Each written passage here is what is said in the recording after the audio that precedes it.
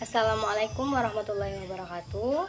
Perkenalkan, nama saya Bella Puspita, NIM 2116-10234. Di sini saya akan menjelaskan mengenai sistem ekonomi dan macam-macam dari sistem ekonomi tersebut. Untuk memenuhi tugas mata kuliah perekonomian dan investasi di Indonesia. Baiklah, langsung saja saya akan menjelaskan apa itu sistem ekonomi. Sistem ekonomi adalah sistem yang digunakan oleh suatu negara untuk mengatur dan mengalokasikan sumber daya, jasa, dan barang yang dimilikinya, baik kepada individu maupun organisasi di negara tersebut.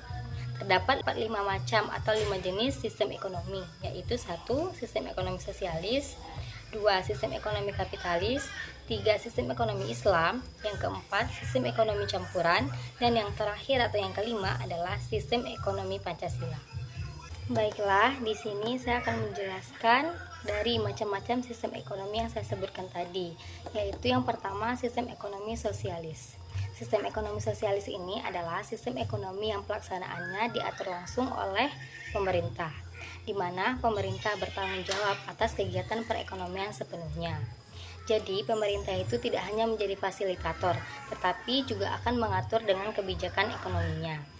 Terdapat 3 negara yang menganut sistem sosialis ini, yaitu yang pertama Korea Utara, yang kedua Cina, dan yang ketiga adalah Kuba.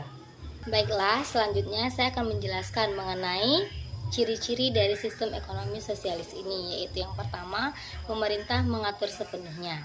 Sesuai dengan definisinya yang saya jelaskan tadi, bahwa sistem ekonomi sosialis ini diatur sepenuhnya oleh pemerintah. Yang kedua, pemerintah menjadi pihak yang berkuasa. Karena selain mengatur segala macam kebijakan, pemerintah juga berkuasa dalam hal menentukan aktivitas perekonomian yang terjadi di pasar.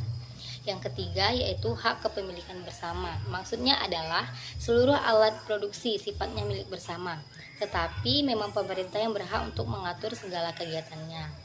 Yang keempat yaitu tidak ada persaingan bebas. Karena segala sesuatu halnya diatur oleh pemerintah, maka tidak akan ada persaingan bebas antara bisnis satu dengan bisnis lainnya. Kelima yaitu kesejahteraan masyarakat lebih merata. Karena diatur oleh pemerintah pusat dan masyarakat hanya tinggal menjalankannya saja, maka tidak akan ada kesenjangan yang terjadi di masyarakat. Dan yang terakhir, yang keenam yaitu jumlah produksi terbatas. Karena faktor pemerintah, jumlah produksi juga tidak akan sebanyak negara kapitalis karena pemerintah berpotensi untuk membatasi jumlah produksi demi kesejahteraan masyarakatnya. Selanjutnya, saya akan menjelaskan mengenai kelebihan dan kekurangan dari sistem ekonomi sosialis ini. Kelebihan dari sistem ini yaitu yang pertama, pemerataan kesejahteraan. Karena segalanya dipusatkan di satu tempat, maka ada kemungkinan fasilitas-fasilitas yang diberikan juga akan lebih merata ke seluruh lapisan masyarakat, tanpa memandang status sosial. Yang kedua, tidak ada eksploitasi buruh. Karena sistem ini diatur langsung oleh pemerintah, maka tidak akan ada pelaku bisnis yang semena-mena karena ada batasan yang diatur oleh pemerintah. Yang ketiga, tidak ada kesenjangan sosial. Karena sistem sosialis ini diatur oleh negara atau pemerintah, hal itu dapat dihapuskan karena adanya pemerataan. Yang keempat, yaitu inflasi dapat ditangani. Karena pemerintah yang punya kuasa untuk mengatur dapat dengan mudah untuk mengatur kebijakan-kebijakan yang dapat menghindari inflasi. Yang kelima yaitu meminimalisir eksploitasi sumber daya alam. Karena kontrol dari pemerintahan pusat yang ketat, maka eksploitasi sumber daya alam kemungkinan kecil akan terjadi karena pelaku bisnis tidak seenaknya sendiri mengolah sumber daya alam. Selanjutnya, kelemahan sistem ekonomi sosialis. Karena sistem ini diatur oleh pemerintah secara langsung, maka kelemahannya yaitu 1. Tidak adanya persaingan pasar. Yang kedua, masyarakat tidak berinovasi. Yang ketiga, pertumbuhan ekonomi berjalan lambat. Dan yang keempat, yang terakhir yaitu berpotensi ada diktator. Selanjutnya, saya akan menjelaskan mengenai sistem ekonomi kapitalis.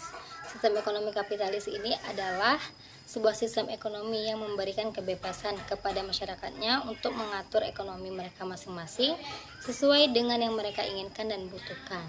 Atau secara singkat dapat dikatakan bahwa sistem ekonomi kapitalis ini adalah sistem ekonomi yang dikendalikan sepenuhnya oleh pasar seperti pelaku, produsen, konsumen, dan lain sebagainya. Terdapat 66 negara yang menganut sistem kapitalis ini, yaitu seperti Amerika Serikat, Argentina, Brazil, Chili, dan lain sebagainya. Ciri-ciri dari sistem ekonomi kapitalis ini yaitu yang pertama, mementingkan diri sendiri, karena setiap orang mempunyai kebebasan untuk bersaing dalam bisnis dengan menggunakan metode-metode guna mendapatkan laba yang tinggi. Yang kedua, hak milik perseorangan diakui. Maksudnya adalah kebebasan penuh untuk rakyatnya dalam menimbun kekayaan pribadi tanpa memperdulikan posisi orang lain yang tidak mempunyai kemampuan dalam melakukan hal yang sama. Yang ketiga, kebebasan penuh terhadap semua kegiatan ekonomi. Maksudnya adalah sistem ekonomi ini memberikan kebebasan secara penuh kepada masyarakatnya dalam melakukan segala kegiatan ekonomi. Yang keempat, bebas berkompetisi. Maksudnya adalah sistem ekonomi kapitalis sangat memberikan kebebasan kepada para pelaku usaha dalam melakukan persaingan pasar. Yang kelima yaitu harga sebagai penentu. Maksudnya adalah apabila terjadi penurunan harga yang cukup rendah, maka negara diminta untuk tidak ikut campur, sebab mekanisme pasar akan menentukan harga keseimbangan baru dengan sendirinya. Selanjutnya saya akan menjelaskan mengenai dampak dari sistem ekonomi kapitalis. Dampak positifnya yaitu yang pertama, masyarakat dapat menjadi individu yang kreatif, otonom, independen, dan dapat memperjuangkan sejarah mereka sendiri. Yang kedua, masyarakat dapat bebas membentuk kegiatan usaha, serta dapat memunculkan banyak inovasi kreatif. Yang ketiga, kemakmuran masyarakat meningkat, karena harta yang diusahakan atau dihasilkan akan menjadi hak milik perseorangan atau individual. Selanjutnya, dampak negatif dari sistem ekonomi kapitalis ini yaitu yang pertama, akan terjadi penumpukan harta yang kemudian memunculkan sifat individualisme yang terlalu berlebihan. Yang kedua, sifat kerjasama antar masyarakat menjadi berkurang, sebab semua orang mengarah kepada keuntungan individual. Yang ketiga yaitu akan terciptanya kemiskinan dalam sistem yang kapitalistik, terutama dalam praktis paradigmatik pasar bebas. Yang keempat yaitu persaingan bebas yang tidak bisa dihindari, di mana pemain kecil seringkali sulit bersaing dengan pemain besar yang bermodal besar. Yang kelima yaitu ancaman kelestarian lingkungan. Dan yang terakhir, yang keenam adalah mendorong timbulnya sifat individualisme yang terlalu berlebihan. Selanjutnya, saya akan menjelaskan mengenai sistem ekonomi yang ketiga, yaitu sistem ekonomi Islam. Sistem ekonomi Islam ini adalah suatu peraturan yang pelaksanaan ekonominya berdasarkan dengan hukum Islam, yaitu Al-Quran dan Hadis.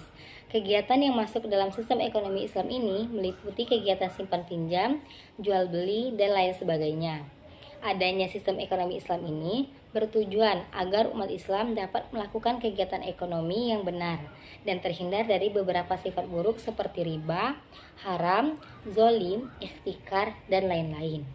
Dalam sistem ekonomi Islam ini terdapat 8 negara yang menganutnya, yaitu diantaranya Arab Saudi, Malaysia, Uni Emirat Arab, Kuwait, Qatar, Turki, Bahrain, dan Pakistan. Selanjutnya, saya akan menjelaskan mengenai prinsip, keunggulan, dan kekurangan sistem ekonomi Islam.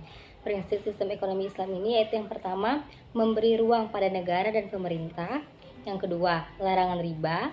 Yang ketiga, tidak melakukan monopoli. Yang keempat, memiliki tanggung jawab. Yang kelima, melaksanakan sistem bagi hasil. Yang keenam, kebebasan kegiatan ekonomi sesuai ajaran Islam. Dan yang terakhir, yang ketujuh, yaitu memiliki sifat dualisme kepemilikan. Selanjutnya, keunggulan dari sistem ekonomi Islam ini yaitu yang pertama, menggunakan moral dan etika. Yang kedua, berdasarkan pada keadilan. Yang ketiga, kebebasan dalam pengambilan keputusan. Selanjutnya yaitu mengenai tentang kelemahan dari sistem ekonomi Islam ini, yaitu yang pertama, perkembangan literatur ekonomi Islam berjalan lambat. Yang kedua, praktik ekonomi konvensional lebih dikenal masyarakat. Dan yang ketiga yaitu tidak ada gambaran ideal negara yang menggunakan sistem ekonomi Islam ini. Selanjutnya mengenai sistem ekonomi yang keempat, yaitu sistem ekonomi campuran. Sistem ekonomi campuran ini merupakan campuran atau perpaduan antara sistem ekonomi liberal dengan sistem ekonomi sosialis. Pada sistem campuran ini, pemerintah melakukan pengawasan dan pengendalian dalam perekonomian. Namun, pihak swasta atau masyarakat masih diberi kebebasan untuk menentukan kegiatan-kegiatan ekonomi yang mereka jalankan. Negara-negara yang menganut sistem ekonomi campuran ini seperti Mesir, Prancis, dan Indonesia. Selanjutnya, ciri-ciri, kelebihan, dan kekurangan sistem ekonomi campuran. Ciri-ciri sistem ekonomi campuran yaitu yang pertama, Jenis dan jumlah barang diproduksi ditentukan oleh mekanisme pasar. Yang kedua, hak milik swasta atas alat produksi diakui, asalkan penggunaannya tidak merugikan kepentingan umum. Yang ketiga, pemerintah bertanggung jawab atas jaminan sosial dan pemerataan pendapatan. Yang keempat, yaitu ada persaingan tetapi masih ada kontrol dari pemerintah. Kelebihan dari sistem ekonomi campuran ini yaitu yang pertama, kestabilan ekonomi terjamin. Yang kedua, pemerintah dapat memfokuskan perhatian untuk memajukan sektor usaha menengah dan kecil. Yang ketiga, adanya kebebasan berusaha dapat mendorong kreativitas individu. Adapun kekurangan dari sistem ekonomi campuran ini yaitu yang pertama, sulit menentukan batas antara kegiatan ekonomi yang seharusnya dilakukan pemerintah dan swasta. Yang kedua, sulit menentukan batas antara sumber produksi yang dapat dikuasai oleh pemerintah dan swasta. Dan yang terakhir yaitu sistem ekonomi Pancasila. Sistem ekonomi Pancasila ini adalah sebuah konsep kebijakan ekonomi yang mengalami pergerakan seperti bandul jam dari kiri ke kanan hingga mencapai titik keseimbangan. Ke kanan berarti bebas mengikuti aturan pasar, sementara ke kiri berarti ada intervensi dari pemerintah dalam bentuk perencanaan sentral. Negara yang menganut sistem ini adalah negara kita sendiri yaitu Indonesia. Prinsip sistem ekonomi Pancasila yaitu yang pertama, keadilan sosial bagi seluruh rakyat. Dua, keseimbangan antara pembangunan ekonomi dan pembangunan sosial. Yang ketiga, gotong royong. Dan yang keempat, kesejahteraan bersama. Dan yang terakhir yaitu pemerintah berperan sebagai fasilitator. Selanjutnya, ciri, kelebihan, dan kekurangan sistem ekonomi Pancasila. Ciri-ciri sistem ekonomi Pancasila ini yaitu yang pertama, peran negara penting. Yang kedua, sistem ekonomi berdasarkan asas kekeluargaan. Yang ketiga, masyarakat memegang peranan penting. Dan yang terakhir, yang keempat, yaitu negara menguasai hajat hidup banyak orang. Kelebihan dari sistem ekonomi Pancasila ini yaitu yang pertama, bebas dalam berkreasi dan inovasi, di mana setiap warga negara diberi kebebasan untuk membentuk dan menjalankan usahanya sendiri selama tidak mengganggu kepentingan negara dan bangsa. Yang kedua, sistem ekonomi Pancasila lebih ditujukan dan diutamakan untuk kepentingan masyarakat luas. Yang ketiga, pengelolaan kegiatan ekonomi dilakukan secara bersama-sama untuk kepentingan bersama. Yang keempat, negara mengakui hak milik individu selama tidak bertentangan dengan hajat hidup orang banyak. Kekurangan dari sistem ekonomi Pancasila ini yaitu yang pertama, perekonomian cenderung berjalan kurang efisien karena menganut asas demokrasi sehingga membutuhkan lebih banyak waktu, tenaga, dan kemufakatan. Yang kedua, proses pengambilan keputusan akan berjalan lambat karena harus menunggu kemufakatan bersama-sama terlebih dahulu. Dan yang ketiga yaitu dominasi negara yang akan meredam kreativitas dan inovasi masyarakat. Terima kasih, saya akhiri penjelasan dari sistem ekonomi dan macam-macam dari sistemnya. Terima kasih. Wassalamualaikum warahmatullahi wabarakatuh.